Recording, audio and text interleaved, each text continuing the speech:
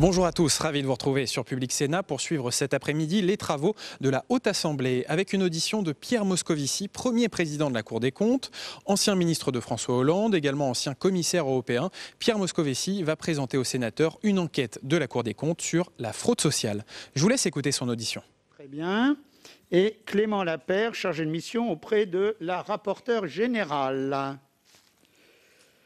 Cette audition est ouverte à la presse. Elle fait l'objet d'une captation vidéo retransmise en direct sur le site internet du Sénat qui sera consultable en vidéo à la demande. Je rappelle bien entendu que le port du masque est obligatoire et je remercie chacune et chacun d'entre vous pour sa vigilance. La lutte contre la fraude sociale est une préoccupation ancienne et constante de la Commission des affaires sociales du Sénat.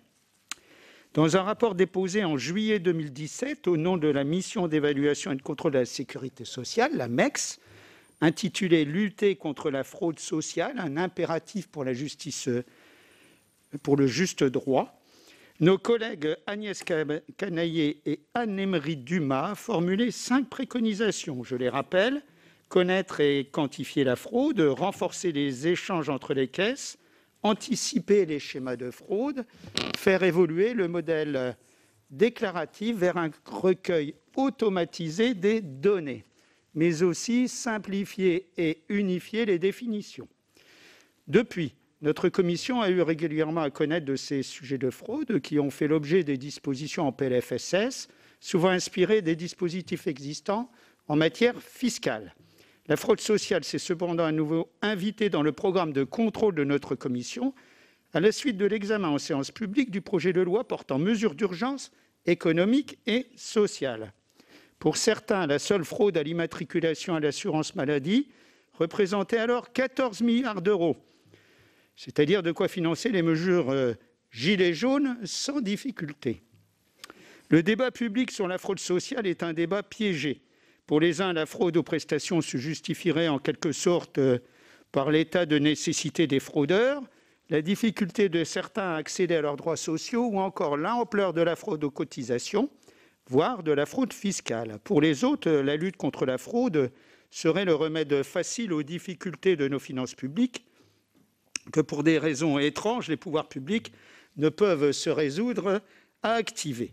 Notre commission, attachée à la notion de juste droit, a mandaté son rapporteur général, ici présent, Jean-Marie Vanlerenberghe, pour faire la lumière avec une méthode robuste sur la fraude à l'immatriculation, objet d'un rapport déposé en juin 2019. Dans le même temps, le 28 mai 2019, le gouvernement chargeait 2 parlementaires, la sénatrice Nathalie Goulet et la députée Carole Grandjean, d'une mission sur la fraude sociale. Remis en octobre 2019, le rapport au gouvernement concluait à l'impossibilité de réaliser un chiffrage de la fraude sociale. La Cour des comptes ayant engagé pour sa part des travaux, le président Alain Milon a souhaité les reprendre sous la forme d'une enquête commandée par la Commission. Il indique dans son courrier d'octobre au premier président Migaud à l'époque, ce sujet fait l'objet d'un débat public et qu'il me semble nécessaire de structurer par des données objectives produites selon une méthodologie étayée. C'est donc cette enquête que vous nous présentez aujourd'hui. Si l'on considère le montant des prestations sociales servies dans notre pays, quelques 800 milliards d'euros sur le champ le plus large, il est évident que la fraude existe et qu'elle doit être combattue. La question est de savoir où elle se situe précisément et comment les priorités doivent être hiérarchisées. Monsieur le Premier président, vous avez la parole et je donnerai ensuite la parole au rapporteur général, puis à nos collègues qui souhaitent vous interroger. Monsieur le Premier président, c'est à vous. Merci Monsieur le Président, Monsieur le rapporteur général, Mesdames et Messieurs les sénateurs. Merci de m'avoir invité à vous présenter aujourd'hui l'enquête de la Cour sur la lutte contre les fraudes aux prestations sociales. C'est, vous l'avez dit, la première fois que j'interviens devant votre commission depuis ma nomination en juin à la tête de la Cour des comptes et j'en suis très heureux. Il est vrai que mes fonctions passées, tout comme mes premières auditions en tant que Premier président ou président du Haut Conseil des finances publiques, m'ont plutôt conduit à dialoguer avec vos collègues de la Commission des finances. Je reviendrai devant vous dans un mois, le 8 octobre prochain, pour vous présenter notre rapport annuel sur l'application des lois de financement de la sécurité sociale, le RALFS, ainsi qu'une communication sur les groupements hospitaliers de territoire, effectuée là aussi à la demande de votre commission. J'ai eu l'occasion de le dire à la commission des finances, je vous le dis aujourd'hui, je suis extrêmement attaché à la mission d'assistance au Parlement que la Constitution a confiée à la Cour. Elle est pour moi essentielle et même prioritaire. D'abord, il est vrai que je conserve une sensibilité d'ancien parlementaire, d'ancien élu local, et ça m'y incline. Ensuite, veiller à l'équilibre des relations de la Cour avec le gouvernement d'une part. Le Parlement d'autre part fait partie de mes fonctions et je dirais même de mes devoirs. Je souhaite donc assurer, mesdames et messieurs les sénateurs, que j'attacherai à la relation privilégiée qui nous unit un soin tout particulier pendant mon mandat. L'enquête que nous vous présentons aujourd'hui, réalisée sur la saisine de votre commission, m'offre d'ailleurs l'occasion d'incarner, pour notre première rencontre officielle, l'importance de cette mission d'assistance et des liens étroits qui unissent notre institution et la représentation nationale. La crise sanitaire nous a conduit à différer légèrement la transmission de cette communication, mais nous avons pu vous la faire parvenir dès cette rentrée. Je crois que c'est heureux. J'ai présent à mes côtés, comme vous l'avez dit, notre rapporteur général, Michel Papalardo, Raoul Briet, président de chambre maintenue et contre-rapporteur de l'enquête, ainsi que Jean-Pierre Viola, président de section, accompagné de Sébastien Dorliac, qui en sont les rapporteurs.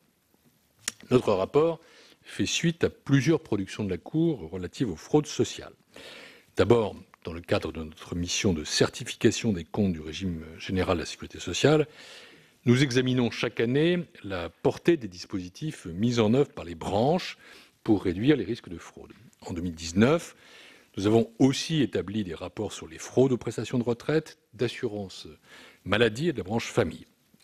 La Cour a par ailleurs remis au Premier ministre l'an dernier, à sa demande, une communication consacrée à la fraude aux prélèvements obligatoires, qui couvrait bien entendu les prélèvements sociaux, mission qui était présidée par mon prédécesseur lui-même. L'enquête que vous nous avez demandée et que je vous présente aujourd'hui vise à fournir une vision d'ensemble des actions engagées pour lutter contre les différents types de fraude aux prestations sociales et les résultats obtenus à ce titre. Le champ de cette enquête est très large, puisqu'il couvre l'ensemble des prestations versées par les branches de prestations du régime général, maladie, accident du travail, maladie professionnelle, famille et vieillesse, et sur plusieurs points déterminants d'appréciation, Pôle emploi et Agirc Arrco.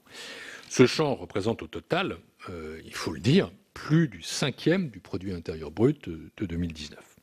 Alors, avant de vous présenter nos conclusions, je tiens d'emblée à souligner un point qui, à mes yeux, est capital, qui est que la Cour a pour mission d'apporter des informations et des analyses objectives, et c'est ce à quoi nous nous sommes attachés dans le cadre de cette enquête. Ici, comme toujours, notre approche est celle de magistrats financiers. C'est celle de l'examen des moyens engagés, celle des résultats obtenus, celle de l'analyse de la gestion, celle de l'investigation sur pièce et sur place. Ce qu'il n'est pas possible de chiffrer de manière suffisamment fiable, eh bien, nous ne le chiffrons pas dans notre rapport. Notre priorité, c'est l'examen des faits, c'est la robustesse des conclusions, c'est la formulation de recommandations opérationnelles et utiles, en toute objectivité, en toute indépendance, loin de l'esprit polémique qui caractérise souvent la manière dont ce sujet, le sujet des fraudes aux prestations sociales, est abordé. J'y reviendrai, mais vous avez dit vous-même, Monsieur le Président, que c'était un débat piégé. Il l'est assurément, un débat caricatural, il l'est parfois, et la Cour est là pour tenter d'apporter sa contribution à votre commission, comme vous l'avez dit, sur des faits dûment étayés, ni plus ni moins. Lorsqu'elle est avérée, la fraude aux prestations sociales crée deux dommages particulièrement préjudiciables à la collectivité nationale. Le premier est bien sûr financier, mais le second est pour moi plus grave encore. C'est celui de l'atteinte au pacte républicain qui fonde depuis 1945 la sécurité sociale. C'est celui de l'atteinte aux décisions du législateur et au degré de confiance qu'accordent nos citoyens à notre système de protection sociale. Nous sommes donc attachés dans notre rapport à dresser le bilan de l'ensemble des actions déployées pour prévenir, détecter, mesurer, réprimer et in fine réparer les conséquences financières des prestations sociales.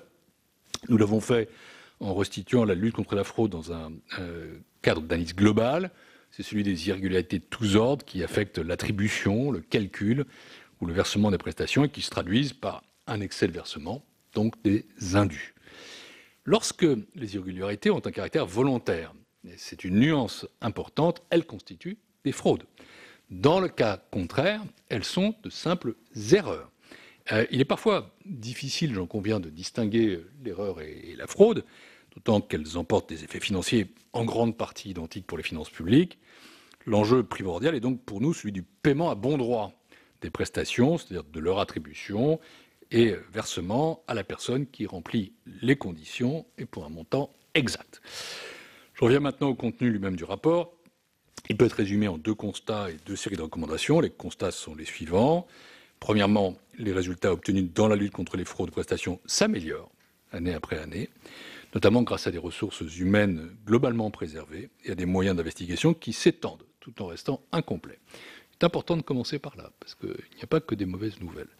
Deuxièmement, ces progrès incontestables sont pourtant trop lents. Au regard des enjeux, les actions engagées restent très en deçà des risques de fraude, en sachant que le montant de la fraude n'est pas estimé par les organismes sociaux, sauf exception. C'est pourquoi un changement d'échelle nous paraît indispensable. Nos recommandations visent donc, d'une part, et c'est l'enjeu primordial, à tarir à la source les possibilités systémiques de fraude que permet un système déclaratif trop ouvert, et d'autre part, pour lutter plus efficacement contre les fraudes que ce resserrement du système déclaratif ne permettrait pas d'éviter, à renforcer à la fois les contrôles visant à les détecter et les conséquences financières de leur découverte pour leurs auteurs. Commençons, si vous le voulez bien, par notre premier constat, c'est celui d'une progression des résultats financiers de la lutte contre les fraudes aux prestations sociales qui traduit une professionnalisation croissante. Les chiffres sont très parlants. En 2019, les organismes sociaux ont détecté 1 milliard de préjudices subis et donc évités dans le cadre de la lutte contre les fraudes. En 2019, la branche famille a identifié 324 millions de préjudices subis au titre des fraudes, soit tout de même presque 4 fois plus qu'en 2010.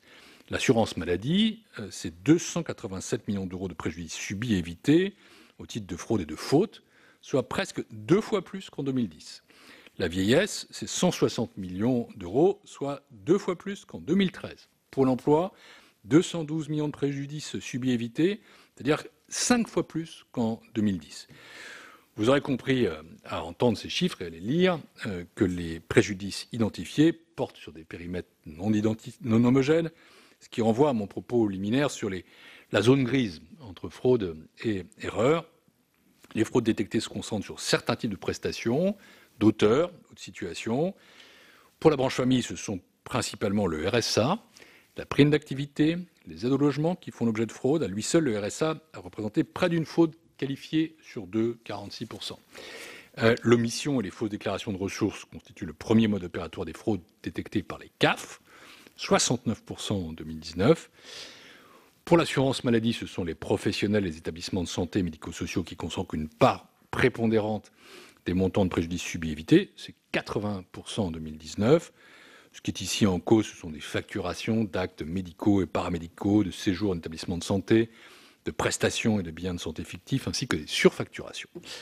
Pour la branche vieillesse, les prestations du minimum vieillesse soumises à des conditions de ressources et de résidence stable en France ont été à l'origine de près de 3 fraudes sur 4 détectées en 2019. Enfin, pour Pôle emploi, les reprises d'activités non déclarées représentent chaque année, depuis 2015, plus de 70% du nombre d'affaires frauduleuses. Les contrôles menés pour détecter les fraudes avérées ou présumées bénéficient maintenant de ressources notables avec des structures spécialisées. Nous estimons ainsi que près de 4000 agents, en équivalent temps plein, étaient directement affectés à la lutte contre les fraudes en 2019, principalement dans les CAF, les CPAM et le service médical de l'assurance maladie. Cet ordre de grandeur est maintenant relativement stable au cours des dernières années, alors que le nombre global de collaborateurs des organismes sociaux, lui, de son côté, a plutôt eu tendance à diminuer. Les effectifs affectés à la réalisation de contrôles pour détecter des fraudes ont plutôt donc été préservés dans un contexte moins favorable. La sélection des contrôles effectués a posteriori bénéficie aussi d'améliorations continues, grâce au signalement interne des services, au signalement de partenaires administratifs, au requêtage de leurs propres données, de plus en plus fonction d'une analyse prédictive du risque d'anomalie, c'est ce qu'on appelle le data mining, les organismes sociaux détectent fréquemment des irrégularités qui, pour certaines, pas toutes, correspondent à des fraudes. En 2019, les CPAM ont en moyenne détecté des préjudices à leur détriment lors de 3 contrôles sur 4. Dans près de 2 sur 3, les contrôles sur place qu'effectuent les CAF, qui sont les contrôles les plus poussés, les conduisent à modifier la situation des allocataires en constatant des indus et, dans une moindre mesure, des rappels sur prestations. Outre un ciblage plus efficient des contrôles, les moyens d'investigation des organismes sociaux ont été étendus. Ils ont en effet été dotés de prérogatives similaires à celles de l'administration fiscale pour vérifier l'exactitude des informations déclarées par les bénéficiaires de prestations. Ils peuvent donc, pour réaliser leur contrôle, consulter un grand nombre d'informations détenues par leurs homologues, les homologues des administrations de l'État ou d'autres tiers, comme les établissements bancaires. Nous constatons pourtant que de nombreuses insuffisances demeurent dans la mutualisation des informations entre les organismes sociaux et avec les administrations de l'État, au détriment du contrôle de la composition et des ressources des foyers et de la résidence en France. Nous constatons aussi que, contrairement aux organismes de sécurité sociale, Pôle emploi n'est toujours pas doté du droit de communication de tiers. Et cette différence de traitement n'a pour nous aucune forme de justification.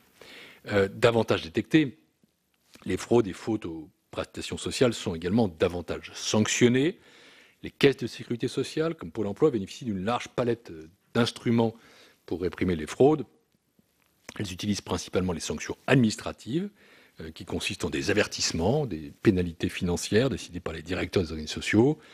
Depuis que Pôle emploi s'est vu transférer ce pouvoir au 1er janvier 2019, le nombre de sanctions, c'est à signaler, a augmenté de près de 70% par rapport aux années précédentes. Mais toutes les fraudes détectées et qualifiées comme telles par les caisses d'assurance maladie, les caisses de retraite, les directions de Pôle emploi ne sont pas sanctionnées, même sous la forme d'un avertissement pour l'avenir. Donc voilà pour ce premier constat, qui montre tout de même une amélioration significative et qu'il faut reconnaître et souligner comme telle. Il faut donc relativiser les résultats obtenus dans la lutte contre les fraudes, qui sont moins favorables qu'il n'y paraît, ce qui m'amène à la deuxième partie du rapport. L'impact des actions mises en œuvre pour lutter contre les fraudes sur l'évolution de ces dernières et d'autres irrégularités n'est pas totalement démontré. Depuis 2010, la branche famille effectue une enquête annuelle d'évaluation du paiement à bon droit et de la fraude. Pour 2018, cette enquête, le chiffre est important, fait ressortir un montant de fraude estimé à 2,3 milliards d'euros, ce qui représentait 3,2% des prestations versées. Les indus détectés et qualifiés de frauduleux par les CAF ne représentent donc qu'une très faible part de la fraude estimée, c'est tout juste 13% en 2018. Pour l'assurance maladie et la branche vieillesse, je dis que quand nous ne connaissons pas les chiffres, nous ne les donnons pas, il n'est pas possible d'apprécier dans quelle mesure les contrôles qui visent à détecter des fraudes permettent de les réduire. En effet, la CNAM se refuse à estimer la fraude aux prestations et la CNAV y a renoncé.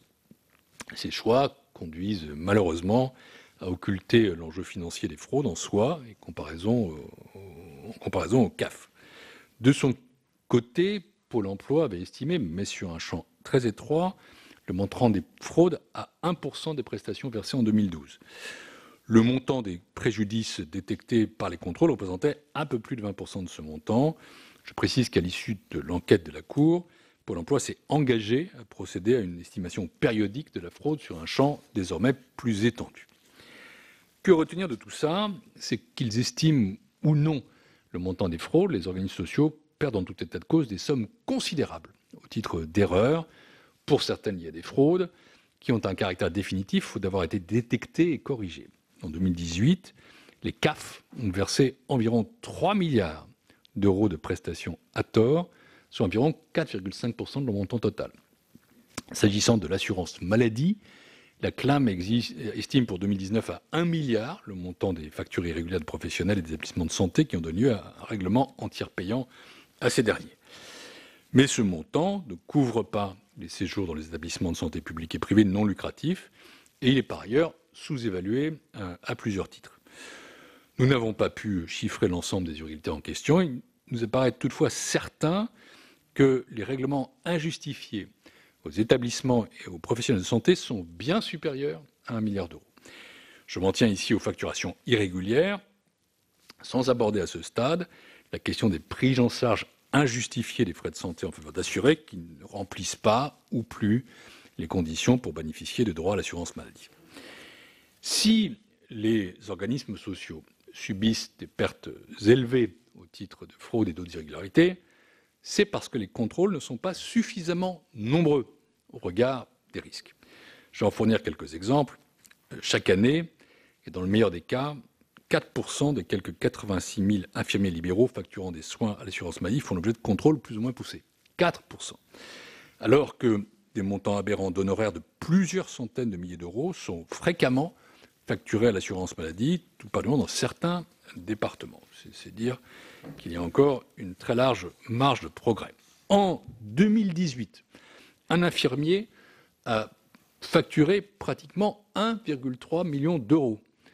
Autre illustration de la faiblesse des contrôles, chaque année, l'assurance maladie contrôle au plus la facturation de 0,7% des séjours en établissement de santé public ou privé. Là aussi, marge de manœuvre ou de progrès considérable. Il est donc, et j'en viens à un troisième point, essentiel de renforcer l'efficacité de la lutte contre les fraudes aux prestations sociales, et c'est l'objet même des recommandations que nous faisons, au-delà de vous, au public, aux citoyens, au pouvoir public, dans notre rapport. Cette action de lutte présente, à notre sens, une faiblesse consubstantielle. C'est-à-dire qu'elle consiste à rechercher, par des contrôles a posteriori, des irrégularités qui auraient dû être empêchées a priori dans le cadre des processus même de gestion des prestations. Dans ces conditions, le nombre de contrôles effectués est nécessairement très insuffisant au regard de l'ampleur des risques de fraude et plus largement d'irrégularités aux prestations. Selon nous, il faut donc engager une action globale de sécurisation du versement de prestations sociales. Et pour faire court, il s'agit de réduire le périmètre aujourd'hui particulièrement étendu des modes opératoires possibles de fraude en les tarissant à la source le plus possible. Comment procéder ? La Cour a identifié 3 chantiers déterminants. Premier chantier, circonscrire les usurpations d'identité. Ces usurpations constituent les fraudes les plus manifestes, à défaut d'être les plus coûteuses. Une sécurisation élémentaire doit consister à rapprocher systématiquement et de manière automatisée les coordonnées bancaires des bénéficiaires de prestations avec le fichier des comptes bancaires ouverts en France, le FICOBA, qui est tenu par l'administration fiscale. Ça fait déjà 5 ans que ce chantier a été abouti et ça n'a pas, plutôt ouvert et n'a toujours pas abouti, c'est beaucoup trop long. Il doit donc être rapidement mené à terme pour tous les organismes, le CAF, CPM, CARSAT, Pôle emploi, Agirc-Arrco, MSA.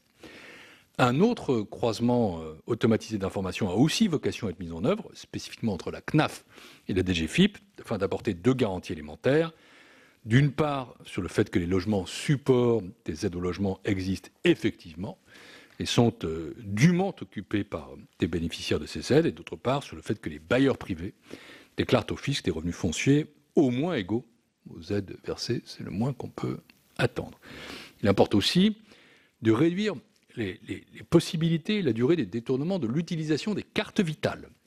L'enjeu essentiel, c'est de dématérialiser la carte d'assurance maladie et d'en faire un moyen de consultation des droits dans le système d'information de l'assurance maladie, et non plus, comme aujourd'hui avec la carte vitale, le support des droits eux-mêmes. Ça permettrait de donner un effet immédiat aux clôtures de droits et d'empêcher ainsi les prises en charge injustifiées de dépenses par l'assurance maladie, même après leur clôture. Une expérimentation de cette future e-carte est en cours.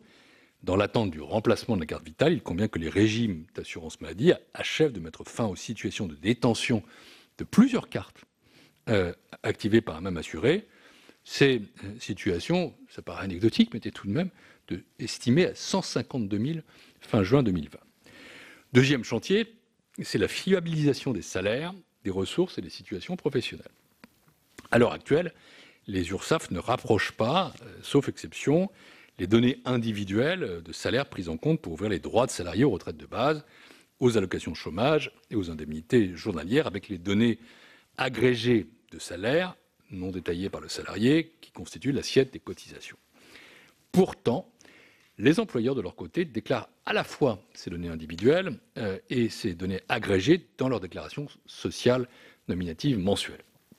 Cette déconnexion des prestations par rapport aux cotisations se traduit principalement par une insuffisance de cotisation de certains employeurs. Il convient que le réseau des URSSAF y mette fin en rapprochant systématiquement les données individuelles et les données agrégées. L'enjeu financier, vous en doutez, est tout à fait considérable. Pour la branche famille, il est nécessaire, selon nous, de déployer un nouveau mode de production de prestations. Celui-ci ferait reposer l'attribution de prestations sur les données de revenus d'activité et de remplacement, déclarées par les employeurs et par les organismes sociaux et rassemblées dans un dispositif ressources mutualisées mis en place pour permettre le calcul des aides au logement en fonction des revenus contemporains. Ce chantier est déjà engagé pour la prime d'activité. La CNAF prévoit de l'étendre ensuite au RSA et aux autres prestations, mais son calendrier reste incertain. Il faut lui donner de la visibilité. Par ailleurs, la CNAM et Pôle emploi ont vocation à utiliser les données du dispositif ressources mutualisées afin de détecter plus rapidement et de façon plus complète les reprises d'activité qui font suite à un arrêt de travail ou une période de chômage et justifient d'interrompre le versement des indemnités journalières, des allocations de chômage ou encore de réviser le montant. Enfin, troisième chantier, et ce n'est pas le moindre, nous devons gérer de manière plus rigoureuse les droits et prestations d'assurance maladie. Il y a ici aussi un double enjeu. D'abord, il faut résorber le surnombre de droits ouverts à une prise en charge des frais de santé par l'assurance maladie par rapport aux assurés qui remplissent les conditions d'activité ou de résidence stable en France pour en bénéficier.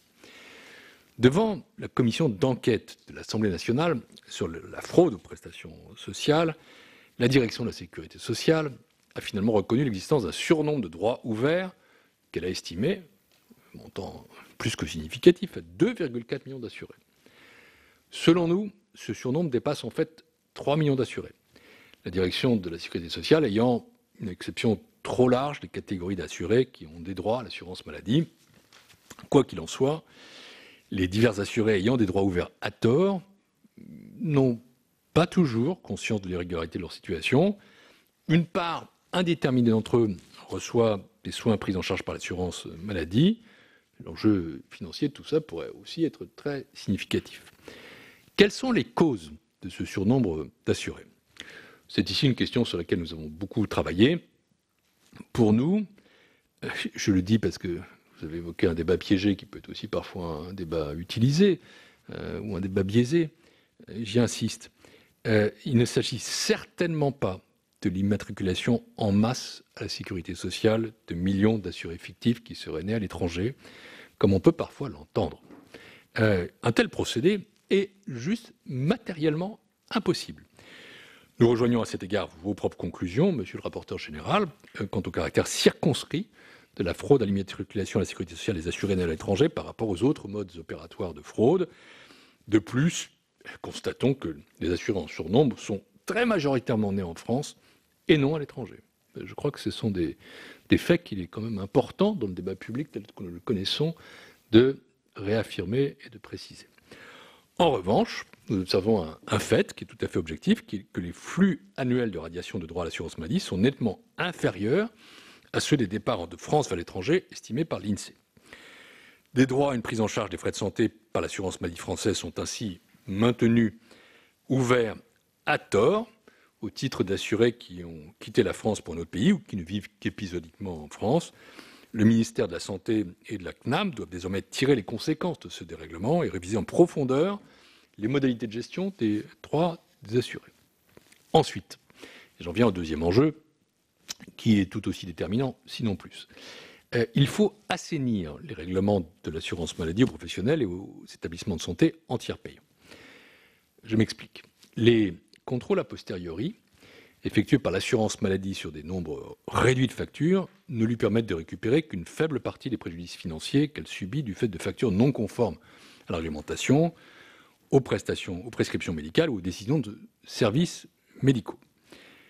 Pour remédier à ces irrégularités, nous recommandons que des contrôles automatisés de conformité des facturations aux nomenclatures tarifaires en vigueur et aux décisions du service médical soient intégrés à la chaîne informatisée de règlement des frais de santé qui bloquerait a priori les règlements non conformes. Il importe aussi de développer la prescription électronique des actes, des prestations, des biens de santé. L'assurance maladie ne propose actuellement une solution de e-prescription que pour les transports sanitaires et elle est peu utilisée.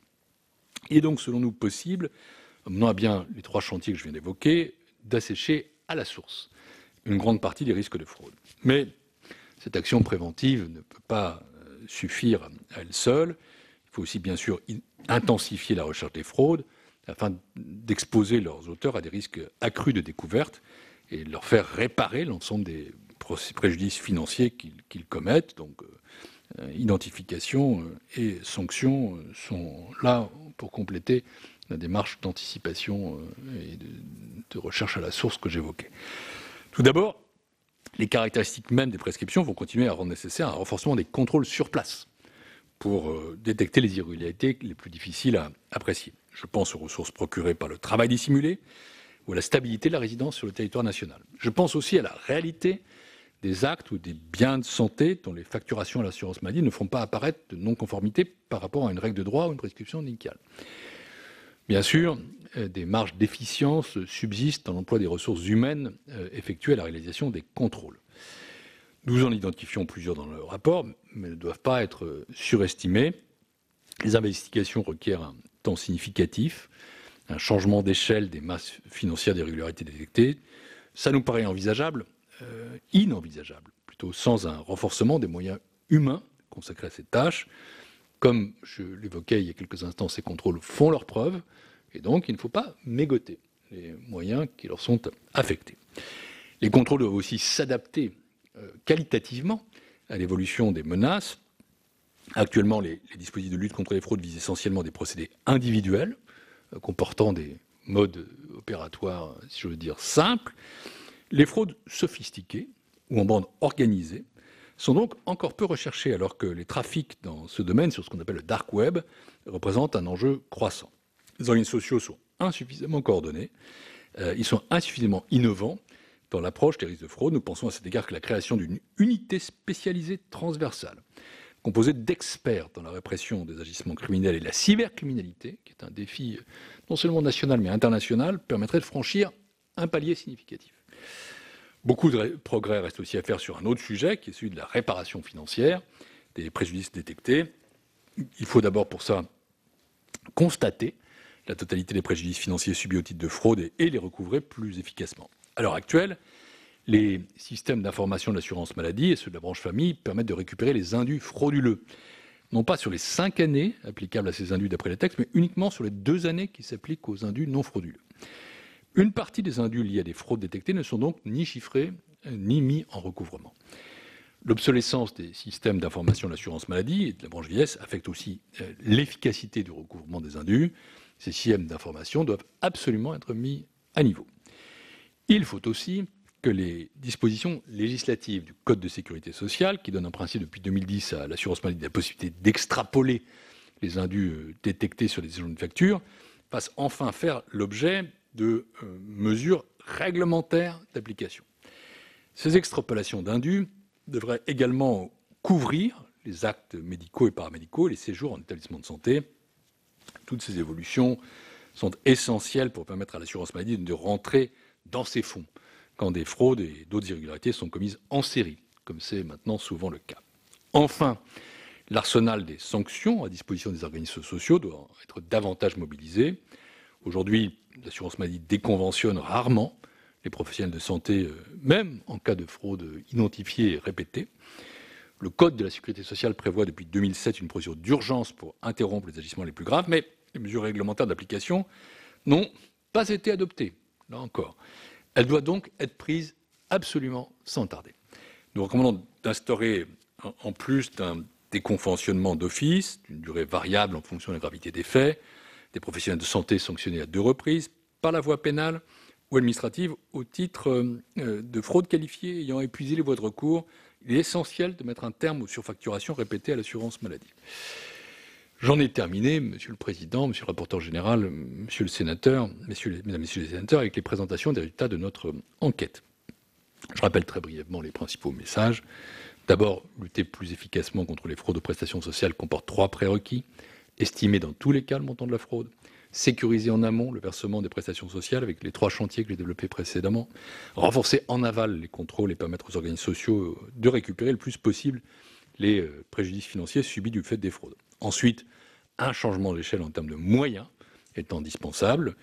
à la fois moyens technologiques et moyens humains. Notre rapport fournit une liste de 15 recommandations systémiques et opérationnelles qui dessinent un programme, oui, de réforme des modalités de gestion des droits et prestations sociales. La mise en œuvre de ces recommandations permettrait de réduire, à notre sens, très sensiblement la fraude et les autres irrégularités aux prestations sociales et ainsi d'économiser plusieurs milliards. Nous ne donnons pas d'estimation globale ou spectaculaire comme le font d'autres, même si dans notre fort intérieur, nous pensons qu'elles sont un peu parfois gonflées. Je parle au sens vraiment du ballon. Une volonté politique forte est là indispensable pour engager et mener à bien ces chantiers en affirmant une priorité claire en faveur du paiement à bon droit des prestations sociales. Voilà, je crois que la Cour, dans ce rapport qui ne vise pas le spectaculaire, mais qui débouche sur des recommandations très concrètes, est dans son rôle. Éviter de piéger ce débat, éviter de le manipuler, mais tenter de l'éclairer. Et c'est pour ça que nous sommes particulièrement heureux et fiers de présenter ce rapport devant votre commission. Je vous remercie de votre attention. Pardon, j'ai été un peu long, mais le rapport est riche et je me tiens à votre disposition avec les membres de la Cour qui m'entourent, qui, eux, ont travaillé précisément sur le rapport depuis l'origine pour répondre à vos interrogations, à vos questions. Et donc, je répondrai à ce que je sais et je passerai la parole, sinon, probablement au rapporteur, M. Viola, ou au contre-rapporteur, Raoul Briet, pour l'essentiel. Merci. Merci, Monsieur le Président. Avant d'ouvrir un débat non piégé, celui-là, je voudrais, au nom de mes collègues, souhaiter la bienvenue à Daniel Garcia, qui est nouvel élu des Bouches-du-Rhône, en remplacement de notre collègue Michel Amiel. Bienvenue, madame. La parole au rapporteur général, Jean-Marie. Merci, Monsieur le Président. Merci, René-Paul. Monsieur le Premier Président, vous n'avez pas été trop long. C'est un sujet essentiel, vous l'avez souligné. 176 pages ce rapport, et ça le mérite, effectivement, c'est complexe. Et je remercie donc la Cour des comptes pour ses travaux qui ont le mérite de donner des bases solides sur un sujet qui, évidemment, prête à polémique, vous l'avez rappelé, à des fantasmes aussi. Alors, votre rapport dresse un panorama très large qui montre bien les enjeux multiples. Je crois que vous avez apporté de nombreuses pistes intéressantes pour renforcer la lutte contre la fraude. 3 chantiers, je crois, très clairs, et je pense que ça, nous l'avons tous noté. Notre commission, bien sûr, pourra s'en inspirer, tant en matière législative, et on aura l'occasion peut-être de le faire rapidement dans la prochaine loi de finances de la sécurité sociale, et pour aussi les futurs travaux de contrôle, notamment ceux de l'AMEX. Et évidemment, nous suivrons vos recommandations. Je regrette toutefois que vous n'ayez pas essayé de procéder vous-même à un chiffrage des différents types de fraude. J'ai bien entendu les raisons pour lesquelles vous vous êtes pas engagé jusque-là. Mais qu'en conséquence, la hiérarchisation des actions à mener n'apparaisse qu'en creux dans votre rapport. Je rappelle, et vous l'avez souligné d'ailleurs vous-même, que j'en ai fait l'expérience avec la fraude à l'immatriculation des personnes qui étaient nées à l'étranger. On lançait des chiffres de 14 milliards, René-Paul Savary l'a rappelé tout à l'heure. Nos conclusions, c'est 140 millions, c'est 100 fois moins. 100 fois moins. Donc, ça donne lieu à des fantasmes, à une utilisation d'ailleurs polémique, politique, abusive bien sûr.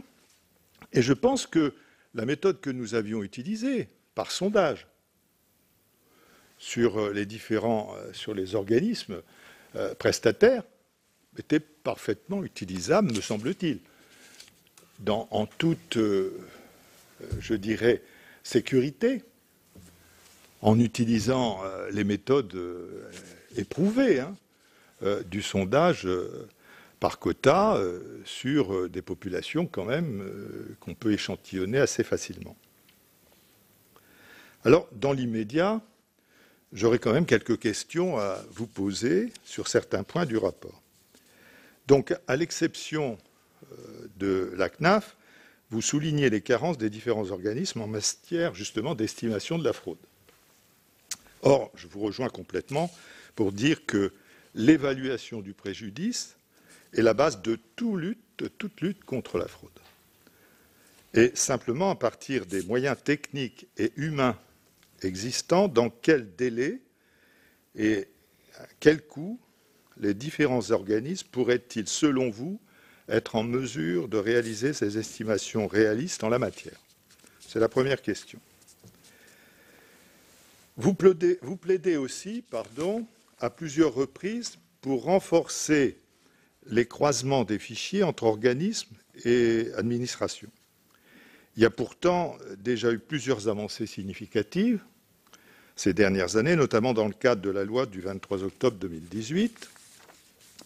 Pourriez-vous préciser ce qu'il faudrait développer en détaillant ce qui nécessiterait de nouvelles dispositions législatives et ce qui relève de la simple mise en œuvre du droit existant par les organismes? Donc voilà pour la deuxième question. La troisième question, pour renforcer la lutte contre la fraude aux prestations, vous plaidez pour une dématérialisation renforcée, et vous n'avez pas tort, notamment pour ce qui concerne les cartes vitales et les prestations associées. Mais est-ce que vous ne craignez pas, néanmoins, que la dématérialisation puisse engendrer de nouveaux types de fraude? Il serait important, effectivement, de cadrer cette dématérialisation. Et d'autre part, comment éviter que celle-ci ne renforce pas l'exclusion des personnes les plus précaires? Sujet souvent évoqué, notamment par le défenseur des droits. Quatrième et dernière question. Enfin, vous plaidez fortement pour un renforcement des contrôles de régularité des actes médicaux. Et effectivement, vous l'avez souligné, sont importants. Les montants sont très importants dans le cadre de l'assurance maladie. Comment faut-il concilier un tel renforcement avec l'obligation de paiement dans un délai de 7 jours de l'assurance maladie aux professionnels? Je crois que c'est une question aussi qui mérite effectivement d'avoir votre éclairage. Merci, Monsieur le Premier Président. Merci. Donc des questions précises, Monsieur le Premier Président. Monsieur le rapporteur général, d'abord, bien sûr, la Cour comprend votre frustration sur le chiffrage. Pour tout dire, elle est elle-même frustrée. Mais elle a, je vous l'ai dit, cette tradition de travailler sur des données étayées, chiffrées. C'est notre métier.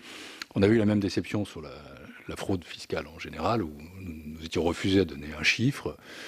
J'étais à l'époque commissaire européen de l'autre côté de la matière, de la barrière. J'aurais attendu moi-même ce chiffre-là, mais je conçois qu'il était difficile à la Cour de le donner, comme vous devez comprendre que là aussi, c'est difficile. On peut en discuter davantage, mais notre sentiment, c'est que non, la méthode des quotas n'était pas utilisable pour les professionnels et sur les établissements de santé, qu'il aurait fallu constituer des échantillons de plusieurs milliers d'opérations en examinant les dossiers médicaux eux-mêmes. Il faudra le faire. C'est peut-être gérable, mais c'est lourd. Et c'était pas possible, malheureusement, tout particulièrement dans la situation sanitaire que vous connaissez. Nous avons déjà eu un délai pour ce rapport, et il en a fallu un bien plus important. Mais en effet, je comprends cette frustration, et ça veut dire aussi que tout cela doit être amélioré, le porté à connaissance doit être clairement renforcé. Sur votre première question, quelles sont les estimations à mettre en place? Je pense que la CNAV et Pôle emploi ont vocation à estimer deux choses, qui est le montant brut de la fraude, détectée ou pas, et le montant des prestations qui sont versées de manière définitive à tort, en distinguant autant que possible les fraudes et les erreurs. J'ai évoqué moi-même une zone grise possible, mais il faut quand même les distinguer. À l'issue de l'enquête de la Cour, Pôle emploi s'est engagé à procéder à une estimation périodique du montant brut de la fraude, en capitalisant la méthode utilisée par une précédente estimation portant sur les prestations versées en 2012. Pour leur part, la CNAM et la CNAV ont vocation à estimer le montant brut de la fraude et le montant des prestations versées de manière définitive à tort. Voilà de quoi il s'agit. Je vais prendre le cas de l'assurance maladie, qui évidemment comporte les enjeux les plus élevés.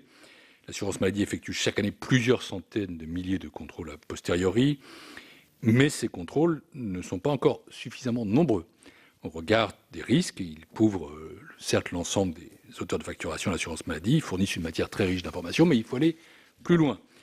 Ces informations pourraient être directement utilisées ou bien extrapolées.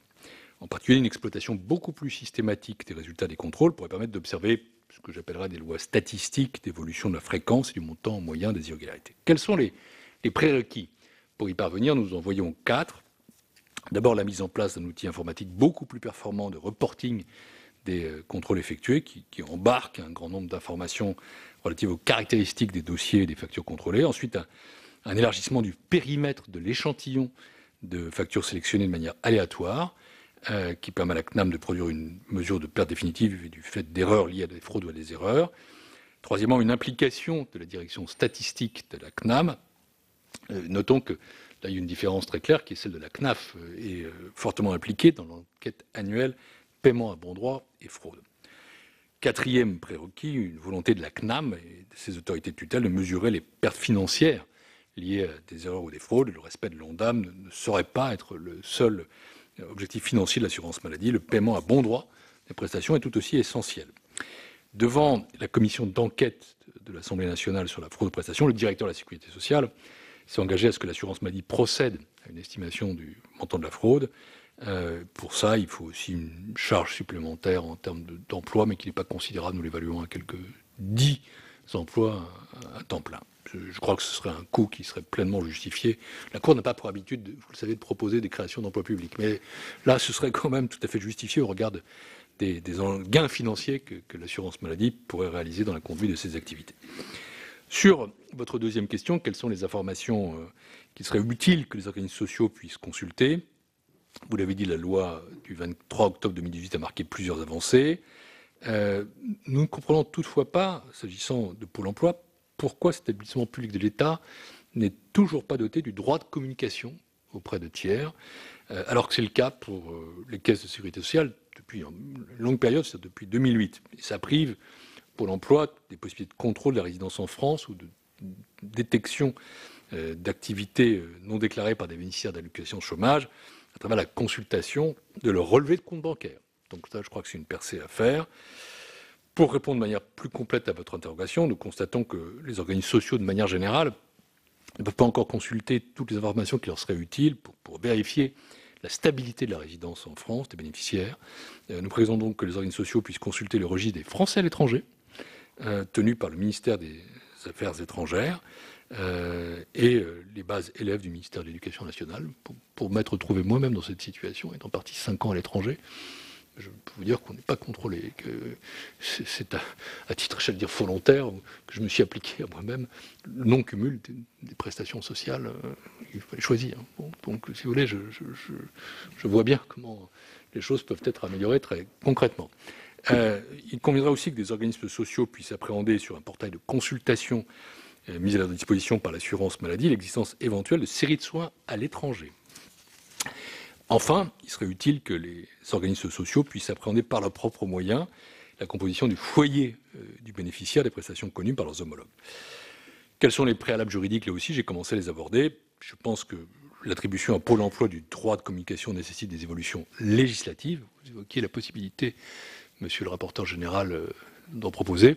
Voilà sans doute un champ utile. La mise en place des autres possibilités de consultation que j'évoquais à l'instant appelle des évolutions beaucoup plus légères, disons de nature réglementaire.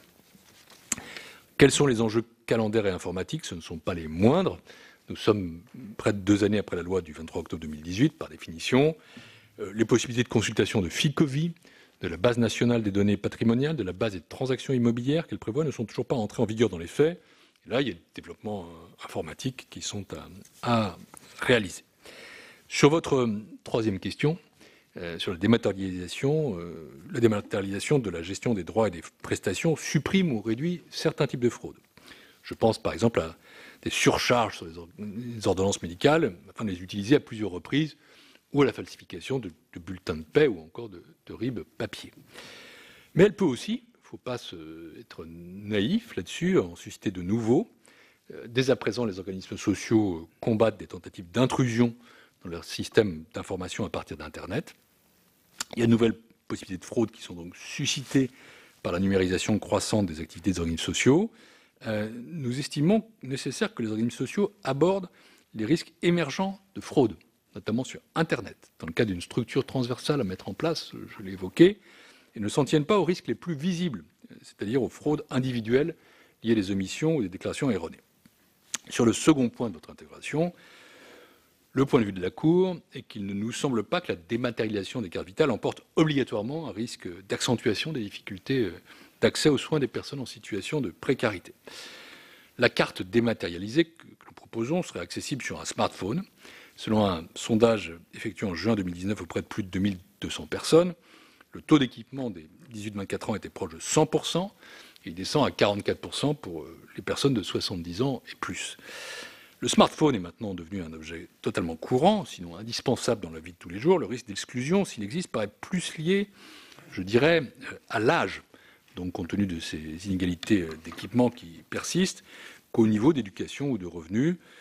Cela étant, il est clair que le passage d'une carte vitale dématérialisée devra probablement être organisé par étapes pour minimiser la gêne induite par ce changement pour une partie des assurés et permettre aussi de parvenir à une meilleure coordination des âges, si j'ose dire. Malgré l'augmentation rapide du taux d'équipement smartphone, il serait sans doute nécessaire de conserver au moins transitoirement la carte actuelle pour les 60 ans et plus ou sur demande des assurés concernés. Enfin, sur votre quatrième question, de manière générale, la Cour préconise un renforcement des contrôles automatisés de la conformité aux nomenclatures tarifaires des actes facturés à l'assurance maladie par les professionnels de santé, notamment médicaux et paramédicaux. L'obligation des paiements en 7 jours ne serait pas remise en cause, mais à la différence d'aujourd'hui, elle ne s'accompagnerait plus de règlements manifestement irréguliers. La Cour préconise aussi que les CPAM aient la faculté de suspendre les garanties de paiement pour les professionnels de santé qui ont déjà fait l'objet d'une sanction pénale, administrative ou ordinale pour fraude ou pour faute. Il est fréquent que les professionnels en question persistent dans leur comportement de facturation d'actes fictifs ou de surfacturation. Il est utile donc que les CPAM, instruites par cet historique, puissent effectuer des contrôles a priori avant de régler les professionnels concernés, quitte à déborder de quelques jours, les 7 jours ouvrés, la garantie de paiement. Et le font parfois, mais ces pratiques, à notre sens justifiées, n'ont pas de cadre juridique. Il conviendrait donc qu'elles en trouvent un. Voilà nos réponses à vos questions, ainsi que sur le chiffrage. Encore une fois, nous partageons vos regrets, mais encore une fois, la Cour ne fait que ce qu'elle sait faire. Monsieur le rapporteur général. Merci. Donc, nous allons passer aux questions de nos collègues. Si vous me permettez, Monsieur le Président, je crois que Monsieur Briet souhaitait ajouter quelque chose. Juste pour préciser, compléter le propos tenu sur la question concernant le chiffrage des fraudes et pourquoi la Cour ne l'a-t-elle pas fait. Je vais raisonner aussi un peu, ça a été cité par le Premier Président, par l'expérience. Je vais me rapprocher avec le masque plus encore. Nous avons été mandatés, comme l'a rappelé le Premier Président, la Cour a été mandatée en 2019 pour travailler sur l'estimation de la fraude fiscale par le Premier ministre. C'était le seul mandat confié à la Cour. Nous y avons travaillé pendant 10 mois. Nous avons essayé d'avancer et de préconiser les meilleures méthodes pour procéder à cette estimation. Et nous avons essayé de passer à des travaux pratiques, c'est-à-dire à essayer d'estimer selon une méthode la fraude à la TVA, ce que nous avons fait. Je pense que nous avons fait dans des conditions techniquement solides. Il ne faut sous-estimer ni le temps, ni les moyens qui ont dû être mobilisés pour cela. On a mobilisé plusieurs data analystes de la Cour. L'INSEE s'est mobilisé très significativement. La DGFiP a bien voulu accepter, puisque ça avait été demandé par le gouvernement, de rentrer dans cette démarche. Donc, ça a demandé beaucoup de temps et de moyens pour arriver à une estimation que nous ne renions pas, qui est solide, qui est robuste, qui est intéressante, mais qui porte sur un seul impôt, qui est la TVA. Donc, à la fois en termes de temps et de moyens, il faut bien voir que c'est quelque chose qui est faisable, mais qui est lourd. Ce que je pense fondamentalement sur ces sujets, c'est que la réponse, elle ne peut pas venir d'un éclairage donné par une entité externe, quelle que soit sa légitimité et sa solidité, et à intervalles périodiques. Ce qu'il faut, c'est que les administrations, les entités elles-mêmes se convainquent de la nécessité de s'organiser pour opérer elles-mêmes ces estimations. Donc si elles ne sont pas convaincues, on peut peut-être les contraindre. Ça vaut pour la sphère sociale comme pour d'autres sphères, mais je crois que c'est vraiment la réponse à ça pour démontrer que c'est utile pour leur propre pilotage, que c'est utile pour répondre aux questions légitimes que se posent nos concitoyens. Et puis si c'est fait par les organismes eux-mêmes, ça permet aussi de voir la trajectoire, c'est-à-dire ça permet de voir dans quelle mesure on progresse ou pas dans la lutte contre la fraude. Et donc ça suppose que ce soit les entités elles-mêmes, et non pas la Cour des comptes ou le Conseil des prélèvements obligatoires, tous les 3, 5, 10 ou 15 ans, qui fassent ce travail. Ce qui permettrait d'ailleurs également de veiller à ce que les prestations soient bien utilisées et d'exclure personne. Parce que quand vous faites le contrôle de ceux qui sont susceptibles de frauder, vous apercevez également dans ceux que vous contrôlez qu'ils auraient droit à des prestations qu'ils n'ont pas.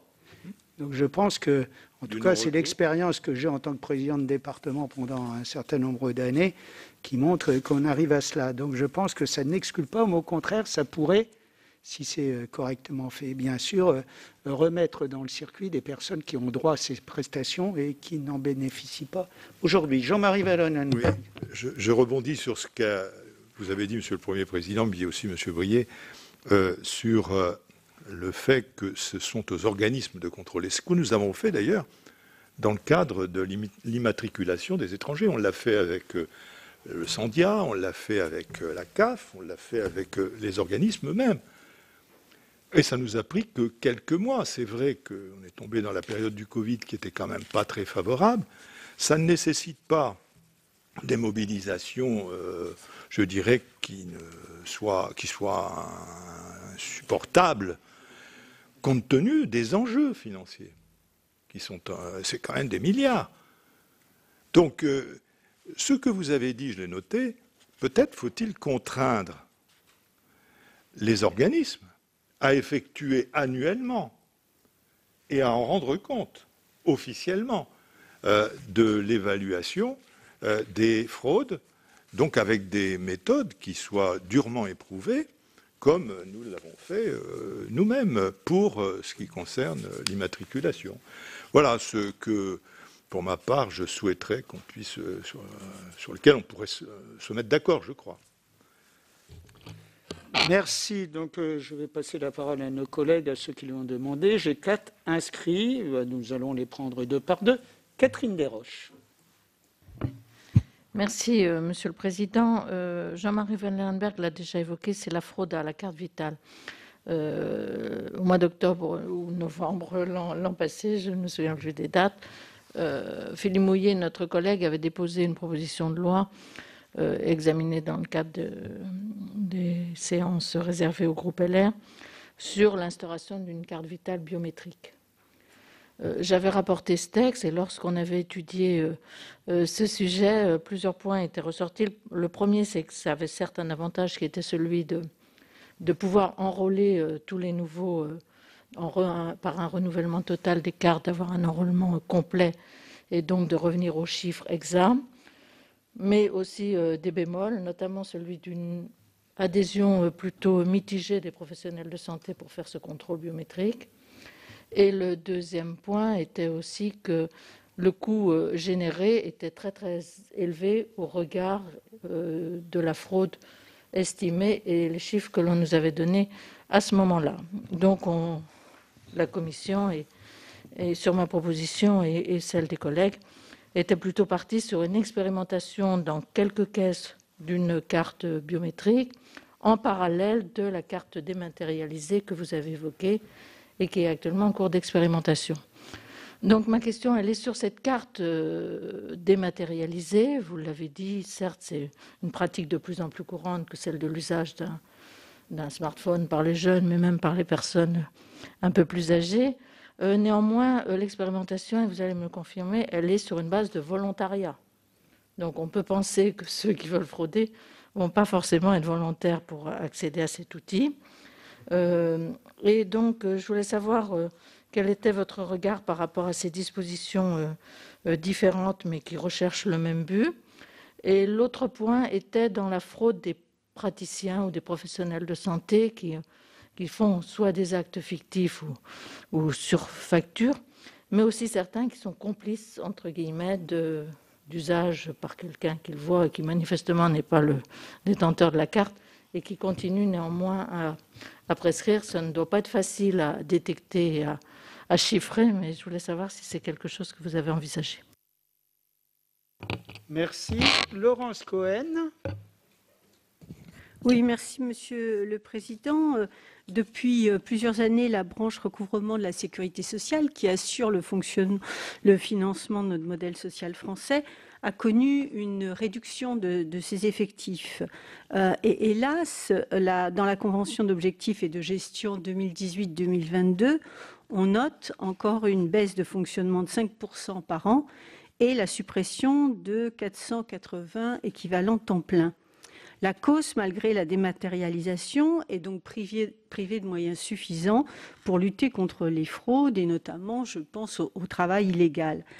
Est-ce que vous ne pensez pas, Monsieur le Premier Président, qu'il faut mettre un coup d'arrêt à ces politiques de restriction et notamment donc de moyens humains? Il m'a semblé que vous aviez dit d'ailleurs qu'il fallait changer de logiciel. Est-ce que c'est ce que vous entendiez par changer de logiciel? Ma deuxième question, c'est sur la fraude des entreprises au chômage partiel. La Cour des comptes a-t-elle mesuré donc de manière, on va dire, précise cette fraude? Et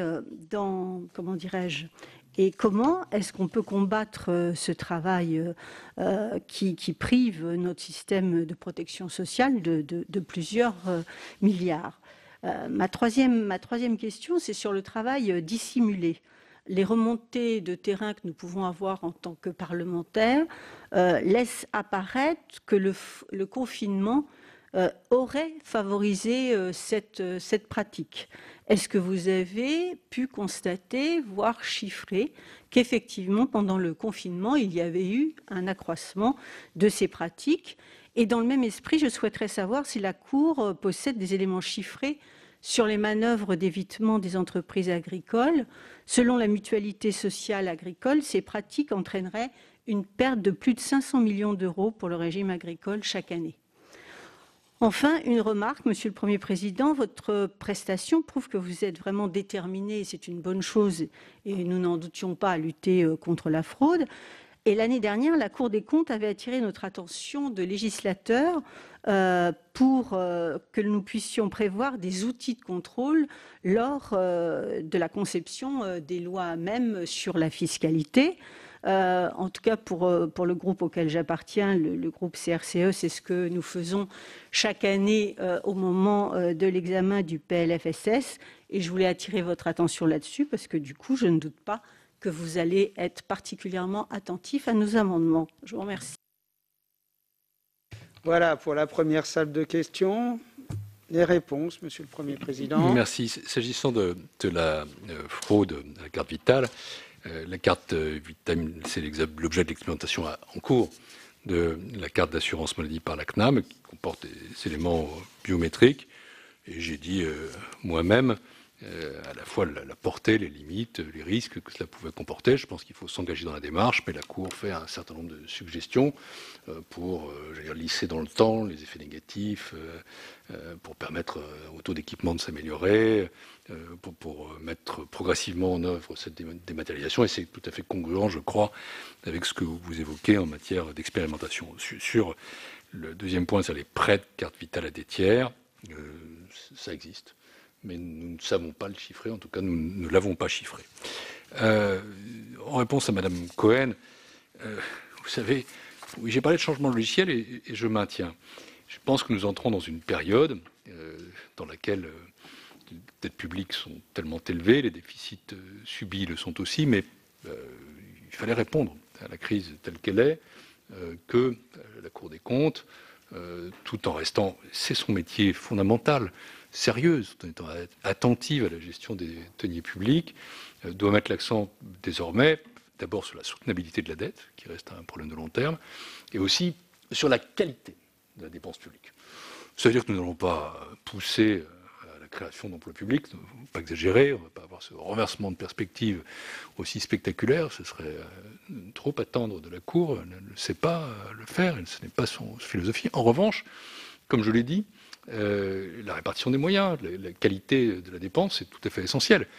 Et nous estimons, c'est pour ça que je me suis permis cette petite boutade tout à l'heure, en effet, quand il s'agit de lutter contre la fraude, le maintien, la consolidation, voire l'accroissement des moyens affectés peut être utile, tout simplement parce que les ressources qui en ressortent sont plus élevées que les coûts qui sont exposés. Et ça, je pense, c'est un mode de raisonnement qui est important. Et s'agissant de ce sujet, la fraude, il est manifeste. C'est pour ça que j'ai été amené notamment à proposer la création de 10 équivalents temps plein. C'est peut-être une percée conceptuelle pour un président de la Cour des comptes, mais nous l'assumons collectivement comme tel, parce que je pense que c'est un sujet tout à fait majeur.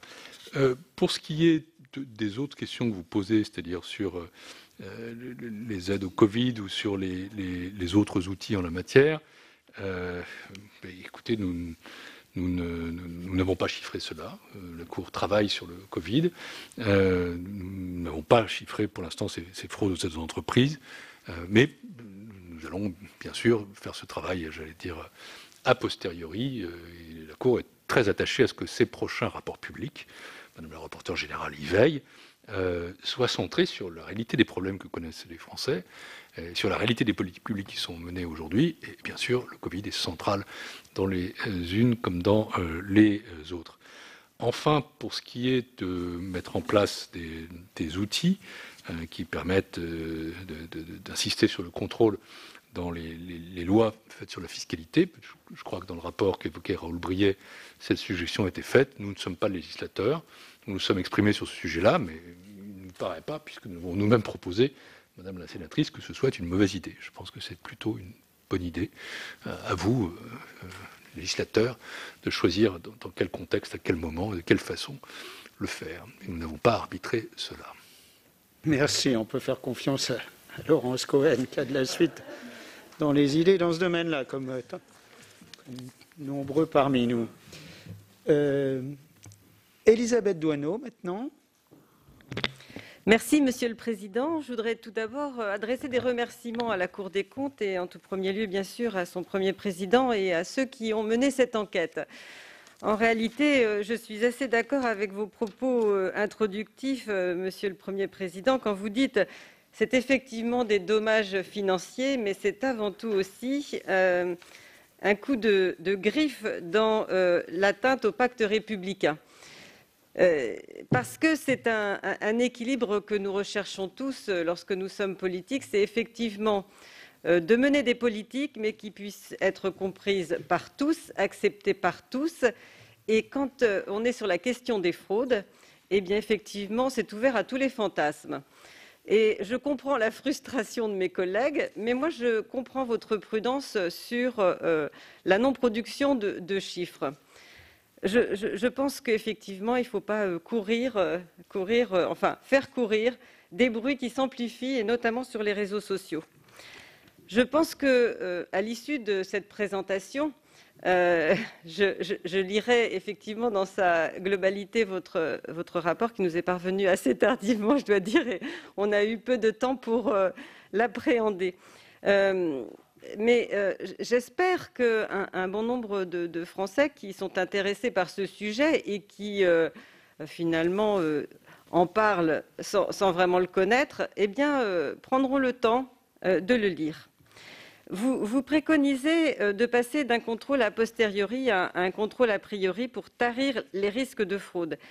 Mais est-ce que finalement, il ne faut pas non plus penser à ne pas alourdir la démarche des usagers et maintenir quand même une certaine rapidité satisfaisante de délivrance de la prestation? Telle est ma première question. Ensuite, vous indiquez que seule la branche famille procède à une estimation de la fraude aux prestations, contrairement à l'assurance maladie, à la branche vieillesse ou encore à Pôle emploi. À combien évaluez-vous le coût de la mise en œuvre d'une estimation rigoureuse couvrant l'ensemble des organismes sociaux? Est-ce que vous avez pu, en tout cas, l'évaluer?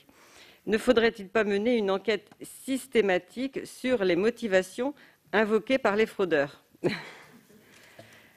Ma troisième question. Afin de lutter contre la fraude, vous préconisez de recourir largement aux outils informatiques. Et moi, je suis aussi très sensible au fait que la dématérialisation devrait également s'opérer auprès des assurés.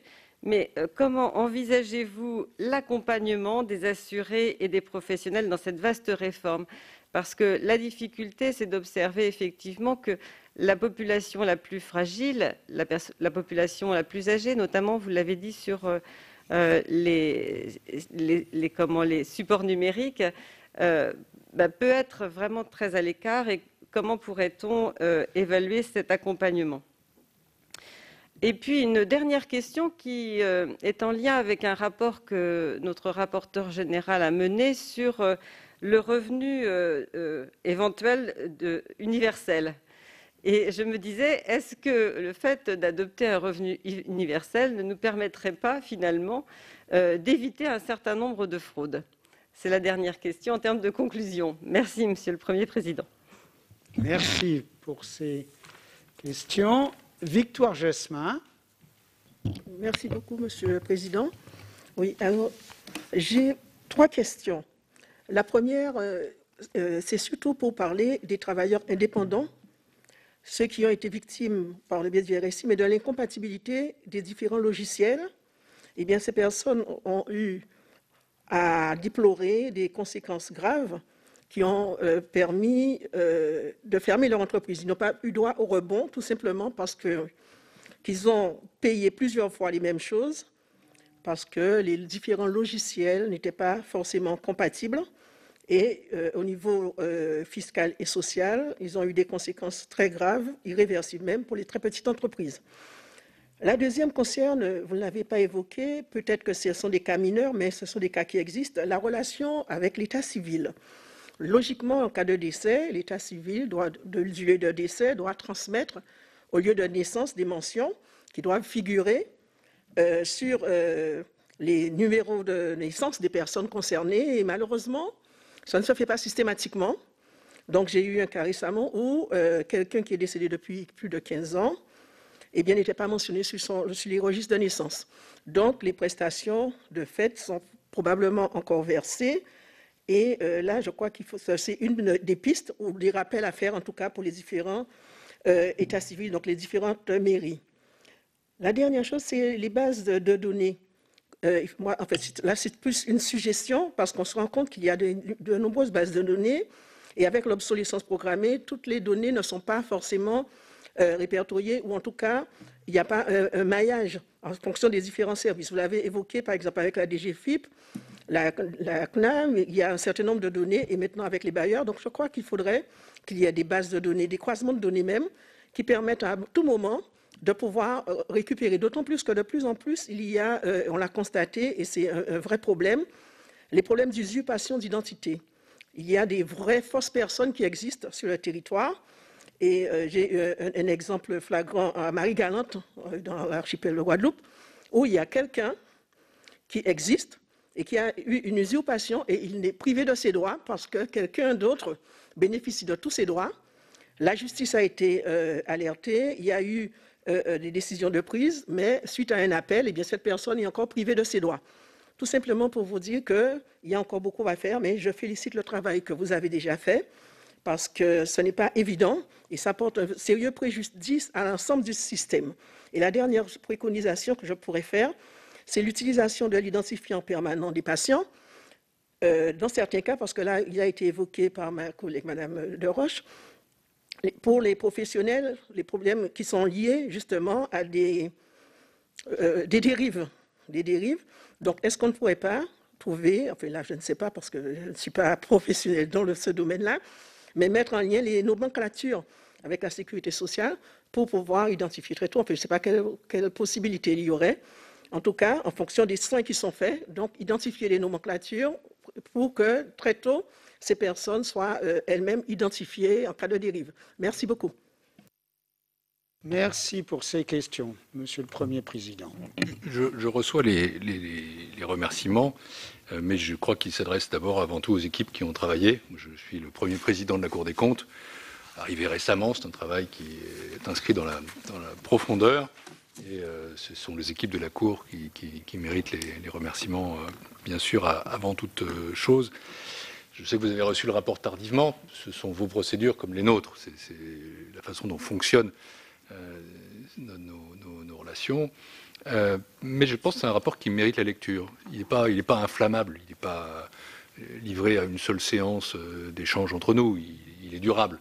Et ce que je souhaite, c'est que ces recommandations, justement, dans ce débat dont le rapporteur général a justement souligné les fantasmes, l'utilisation, le caractère polémique, alors parfois jusqu'à le dire, des manipulations.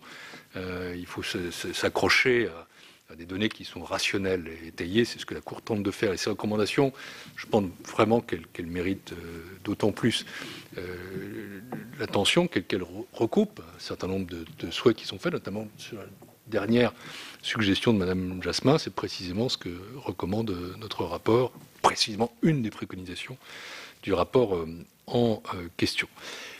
Pour ce qui est des questions de Mme Doineau, il y a une question sur les coûts, d'abord d'une estimation. On l'a exposé nous-mêmes.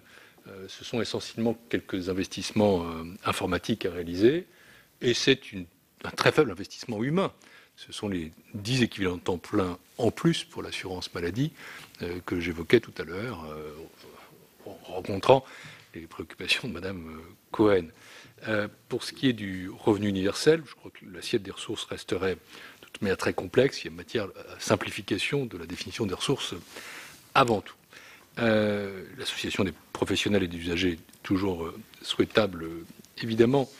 Quant à la question, j'allais dire, principale que vous avez posée, c'est-à-dire sur la contradiction entre la volonté de tarir à la source ce qui crée de la fraude et la rapidité de la délivrance des prestations pour les usagers, je crois qu'il n'y a aucune forme de contradiction, parce que les contrôles que nous visons sont automatisés, donc immédiats et transparents pour les usagers. Donc n'ayons pas le sentiment que les deux s'opposent. Il ne s'agit pas de créer je ne sais quel délai bureaucratique tout à fait inutile.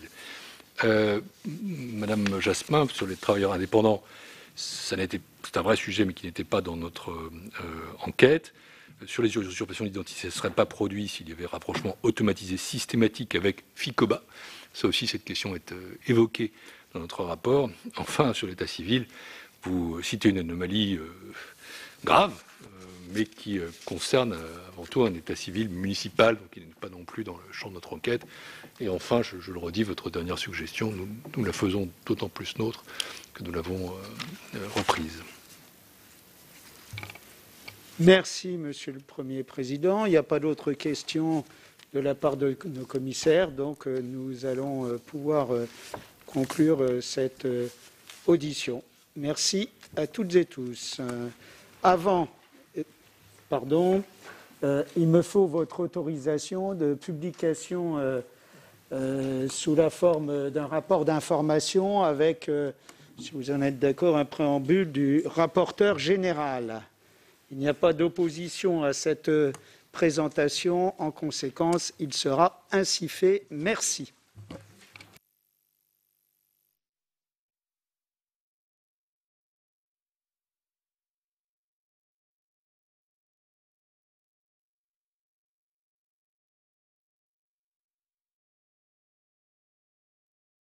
Et voilà pour cette audition de Pierre Moscovici, premier président de la Cour des comptes. Il a présenté aux sénateurs une enquête de la Cour des comptes sur la fraude sociale.